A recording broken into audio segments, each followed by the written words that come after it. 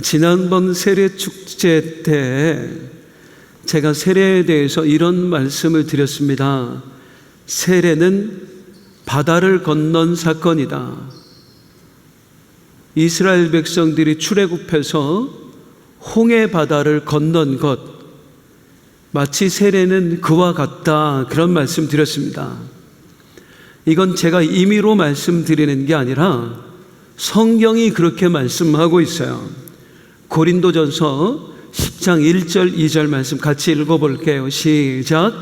형제들아, 나는 너희가 알지 못하기를 원하지 아니하나 우리 조상들이 다 구름 아래에 있고 바다 가운데로 지나며 모세에게 속하여 다 구름과 바다에서 세례를 받고, 이스라엘 백성들이 출애굽해서 홍해 바다를 건널 때 구름 기둥의 인도를 받아서 그 바다를 건넜거든요. 그런데 그걸 신약에서는 세례를 받은 것이 마치 그와 같다, 그렇게 표현을 하고 있는 겁니다. 세례는 홍해 바다를 건넌 것과 같다. 여기에 담겨진 의미가 뭘까요? 먼저 세 가지로 정리를 해볼게요. 처음에는 세례는 뭐냐면 과거와 결별하는 겁니다. 이스라엘 백성들은 홍해를 건너는 순간 어떻게 된 거냐면 이제 다시는 애굽으로 돌아갈 수 없는 사람들이 되어버린 거예요. 뒤를 돌아보면 분명히 그 방향은 애굽인데 홍해 바다라고 하는 커다란 장벽이 가로막고 있습니다. 도저히 여기를 지나서 애굽으로 돌아갈 수가 없는 거예요. 그래서 홍해를 건넜다는 것은 너희는 이제 과거와 결별했다, 다시는 애굽으로 돌아갈 수 없다, 그런 의미입니다. 오늘 세례 예식은 그걸 선포하는 거예요. 세례와 더불어서 우리는 나는 다시는 과거로 돌아갈 수 없다. 언제로 돌아갈 수 없다? 예수님을 모르던 그때로 돌아갈 수 없다. 예수님과 상관없이 살던 그때로 돌아갈 수 없다. 그걸 선언하고 확인하는 예식이 세례 예식입니다. 다음으로 세례에는 홍해 바다를 건넌 것이 세례다 할 때 어떤 의미가 담겨 있느냐면 나는 이제 소속이 바뀌었다, 이제는 하나님의 백성이 되었다, 그런 의미가 담겨 있습니다. 고린도전서 10장 2절을 다시 보면은요, 시작. 모세에게 속하여 다 구름과 바다에서 세례를 받고, 이게 모세에게 속한 다음에 홍해를 건넌 것처럼 그렇게 표현이 되어 있는데 원어는 순서가 뒤바뀌어져 있습니다. 원래는 다 구름과 바다에서 세례를 받고 모세에게 속하게 되었다, 그렇게 되어 있어요. 더 정확한 의미로는 너희는 구름과 바다에서 세례를 받은 후에 홍해를 건넌 후에 이제 모세를 통해 역사하시는 하나님에게 속하게 되었다, 그런 표현입니다. 홍해를 건너기 전까지만 해도 이들은 누구의 백성이었습니까? 애굽 왕 바로의 백성이었습니다. 바로가 돌아오라 하면 돌아가야 되는 그런 사람들이었어요. 그런데 홍해를 건nom으로 인해서 애굽만 벗어난 게 아니라 그 바로의 손아귀에서도 완전히 벗어난 거예요. 그래서 이제는 바로 왕에게 속한 사람이 아니라 누구에게 속한 사람? 하나님에게 속한 사람으로 바뀌어지는 겁니다. 우리가 전에는 마귀의 자녀였습니다. 본질상 진노의 자녀, 그래서 마귀가 이끈 대로 살던 마귀의 자녀들이었어요. 오늘 이 세례 예식을 통해서 우리가 무엇을 확인하느냐면 이제 나는 마귀의 손아귀에서 벗어났다. 나는 더 이상 마귀의 자녀가 아니라 누구의 자녀가 되었다? 하나님의 자녀가 되었다. 나는 마귀에게 속한 사람이 아니라 하나님께 속한 사람이 되었다. 그걸 선언하고 확인하는 게 세례 예식입니다. 또한 세례에 담긴 또 하나의 의미, 홍해를 건넌 것과 같다 할 때는 무슨 의미가 있느냐면 나는 이제 은혜로 사는 사람이 되었다, 그런 의미가 담겨 있습니다. 이스라엘 백성들이 홍해를 건너기 전과 그리고 홍해를 건넌 이후의 삶은 삶의 방식 자체가 완전히 달라집니다. 어떻게 달라질까요? 홍해를 건너기 전에 애굽에서 살 때는 내가 수고하고 내가 땀 흘려서 먹고 살아요. 바로 왕이 시키는 일을 열심히 감당하면서 내가 땀을 흘리고 바로 왕을 위해서 내가 수고를 하고, 그래서 보상으로 주어졌던 것들이 성경에 보면 부추와 마늘과 고기, 즉 바로를 열심히 섬기면서 내가 땀 흘린 것으로 먹고 살았다 그래요. 그런데 홍해를 건넌 이후에 이 이스라엘 백성들의 삶의 방식은 완전히 달라집니다. 어떻게 달라지냐면 오늘 본문 고린도전서 10장 3절 4절 같이 읽어볼게요. 시작. 다 같은 신령한 음식을 먹으며 다 같은 신령한 음료를 마셨으니. 신령한 음식과 신령한 음료는 뭘 말할까요? 따라할게요. 하나님이 주신 것. 하나님이 주신 것. 하나님 주신 것 말해요. 신령한 음식은 하나님이 주신 음식, 신령한 음료는 하나님이 주신 음료. 그래서 이제는 내가 수고해서 먹는 게 아니고 하나님이 주시는 것. 아침에 일어났더니 하늘에서 만나가 내려져 있는 거예요. 하나님이 바람을 불어서 메추라기를 보내주시는 거예요. 물이 없는데 하나님이 광야의 반석에서 샘물이 솟아나게 하시는 거예요.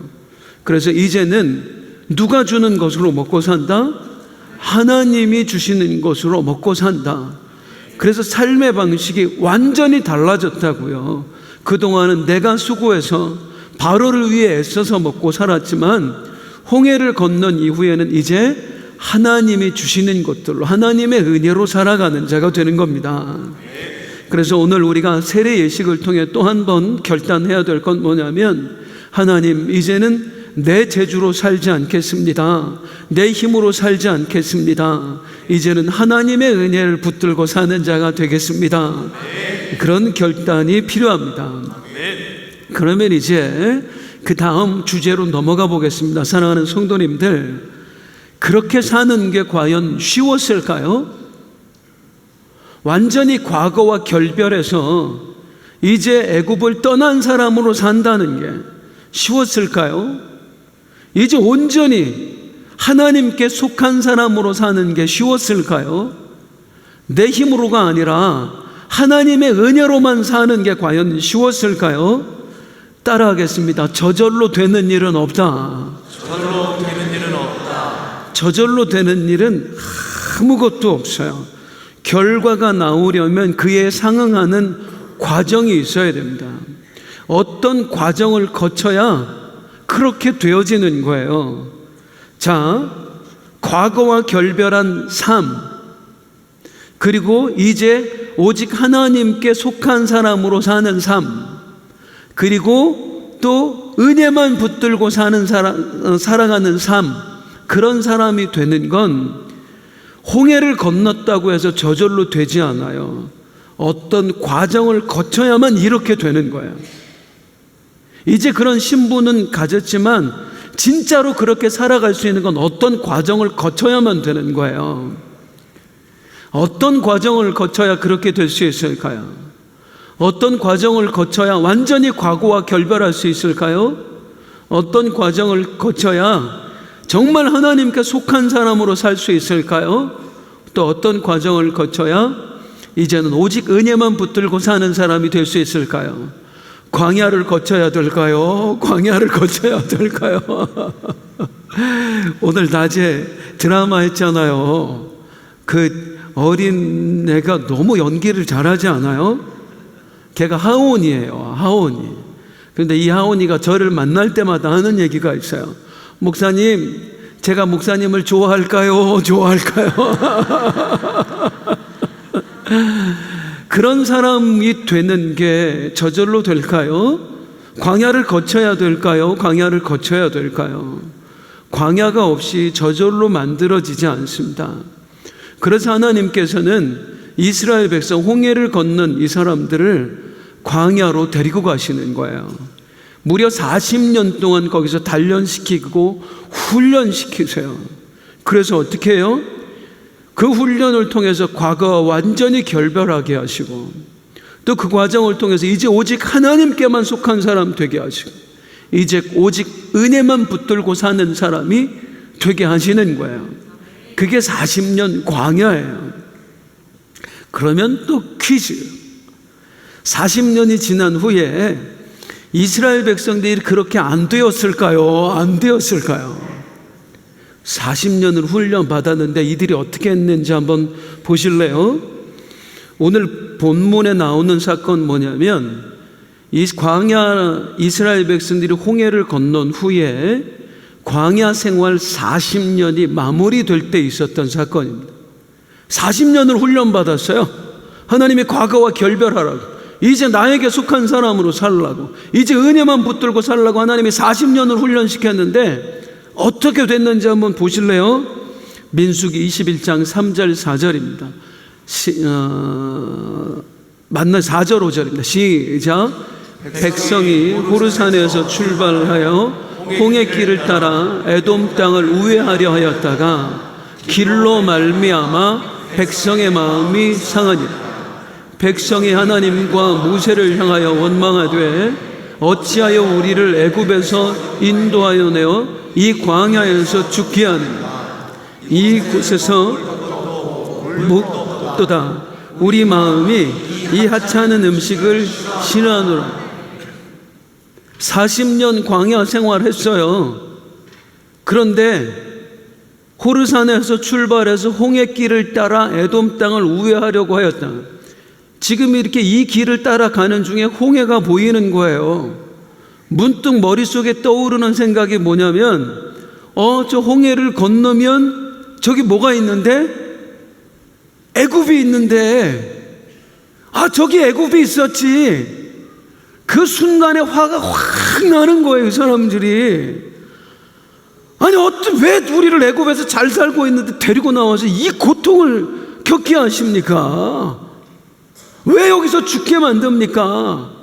그러면서 이 하찮은 음식, 조금 더 신령한 음식, 신령한 음료라고 그랬는데, 맨날 이 하찮은 거, 이놈의 만나, 이놈의 메추라기, 지겨워 죽겠습니다. 이야, 광야 40년 동안 훈련 받았고 40년 동안 연단을 받았는데 아직도 마음에서 애굽이 안 지워지는 거예요. 아직도 결별을 못한 거예요. 아직도 온전히 하나님께 속한 사람이 못 된 거예요. 아직도 은혜만 붙들고 사는 사람이 못 된 거예요. 그렇게 훈련을 받았는데, 더 기가 막힌 게 뭐냐면, 지금 이 세대는요, 여호수아와 갈렙 두 사람 빼면 홍해 세대가 아니에요. 홍해 세대는 다 돌아가셨어요. 그 자식들이에요. 아주 어렸을 때 애굽을 봤던지 아니면 애굽을 떠난 다음에 태어난 사람들이에요. 그런데도 애굽을 그리워해. 왜? 부모들이 맨날 그 얘기 했으니까. 야, 우리가 이 광야에서 지금 힘들지만 사실은 애굽에 있을 때는 네 애비가 잘 나갔단다. 거기선 잘 먹고 잘 살았단다. 거기선 야, 바베큐라는 걸 해먹었는데 말이지, 맨날 그 얘기 들으니까 이 자식놈들도 내 눈으로 보지도 않은 애굽을 그리워하고 있는 거예요. 40년을 광야에서 훈련받았는데 아직도 과거와 결별을 못해요. 아직도 온전히 하나님의 사람이 못 돼요. 아직 은혜로 사는 법이 영 익숙치가 않아요. 그래서 불평하는 저들에게 하나님이 어떻게 하시는가 보실까요? 6절 보겠습니다. 6절 시작. 여호와께서 불뱀들을 백성 중에 보내어 백성을 물게 하심으로 이스라엘 백성 중에 죽은 자가 많은지라. 뭘 보내셨대요? 불뱀을 보내셨대요. 그래서 불뱀에 물려서 많은 사람이 죽었대요. 너무 잘 아시는 내용이죠. 왜 불뱀을 보내셨을까요, 하나님? 왜요? 애굽에는 몇 번 설명을 드렸지만 10가지 재앙도 애굽의 사람들이 섬기던 신들에 대한 심판이었죠. 애굽 사람들이 정말 많은 신들을 섬겼는데 그 중에서도 권능을 상징하는 신이 있었습니다. 권능의 상징이 되는 신이 있었어요. 어떤 신일까요? 뱀신일까요? 뱀신일까요? 뱀신입니다. 사진을 하나 보여드릴게요. 이게 투탕카멘, 파라오 투탕카멘의 황금 가면입니다. 이 왕이 왕관을 쓰는데요. 왕관 머리에 뭐가 달려있는지 한번 보세요. 뭔지 아시겠어요? 저걸 옆으로 보여드릴게요. 뭐예요 저게요? 뱀이에요. 코브라예요. 왜 뱀이 달려있을까요? 뱀이 권능을 상징했거든요. 이제 내려주셔도 됩니다. 애굽 사람들에게 뱀은 권능을 상징했어요. 그래서 심지어는 바로 파라오 왕의 왕관에도 그 뱀을 달아놓을 정도였습니다. 뱀은 권능의 상징이었어요. 그래서 애굽 사람들의 신화 중에 어떤 신화가 있었느냐면 적들과 전쟁을 할 때 우리 애굽이 위험에 처하면 뱀신이 나타나서 우리를 도와주신다. 그 뱀신이 입에서 불을 확 뿜어내서 적들을 다 죽여버리고 적들의 손에서 우리를 구원해 내신다. 그런 신화가 있었고 그걸 실제로 믿었어요. 그렇게 믿고 있는 사상이 애굽 사람과 그리고 이스라엘 자손들의 머릿속에도 남아있는 거예요. 우리가 위험에 처하면 누가 나타나서 우리를 도와주신다? 뱀신이 나타나셔서 불을 뿜어서 우리를 도와주신다. 이걸 믿고 있었단 말이에요. 그런데 우리 하나님께서 그 애굽을 그리워하는 사람들에게, 애굽에서 마음이 떠나지 못한 사람들, 그리고 하나님을 원망하고 불평하는 사람들이 어떻게 하냐면 불뱀을 보내버리시는 거예요. 불뱀에 물리니까 막 불에 데인 것처럼 화끈하게 막 열이 나서 다 죽어가는 겁니다. 혹시 여기에 담긴 의미를 아시겠어요? 정떼라 그거예요. 이제 그만 제발 애굽에서 정떼라 그거예요. 무슨 말이냐면 너희가 그렇게 믿지, 너희가 위험에 처하면 뱀신이 나타나서 불을 뿜어 너희를 구원해낸다고. 지금 어떻게 됐지? 불뱀이 나타나서 너희를 물어 죽였어. 그게 뭘 말하는지 모르겠어? 더 이상 너는 애굽의 백성이 아니야. 애굽에 적이 나타나면 불뱀이 물어 죽인다고. 그 불뱀이 너희를 물어 죽였잖아.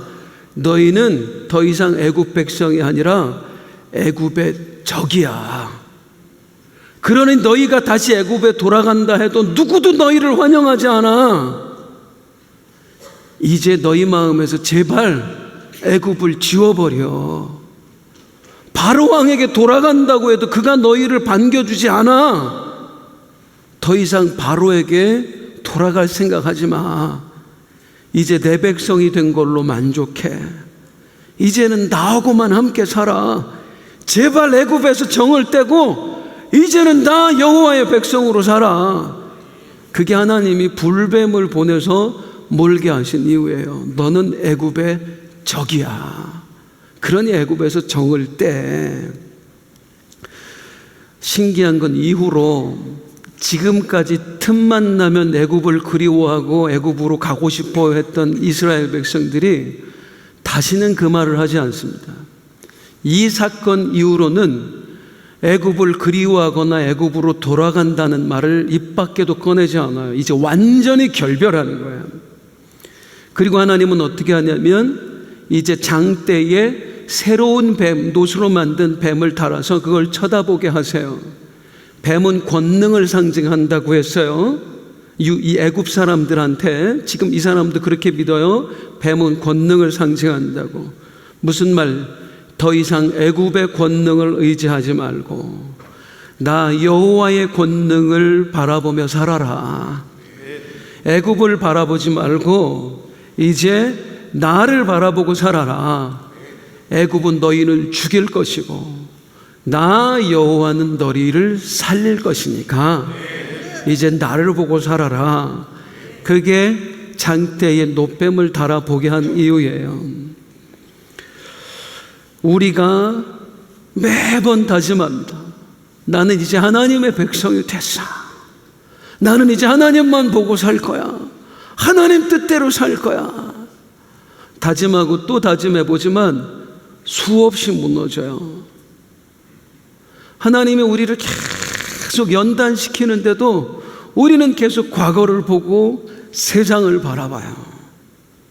하나님이 물질 맞는 주위에서 우리를 건져주셨는데 우리는 여전히 돈이라고 하는 신만 바라보고 살아요. 옛날이 좋았는데. 그런 우리에게 하나님이 어떻게 하시는 줄 아세요? 과거와 결별하게 하시기 위해서, 우리로 하여금 하나님에게 온전히 속한 사람 되게 하기 위해서 정떼십니다. 내가 예전에 섬겼던 것들, 내가 예수님을 믿기 전에 사랑했던 것들과 정떼기 하세요. 그토록 내가 사랑했던 돈으로부터 처절함을 맛보게 하세요. 이래도 돈이 좋아?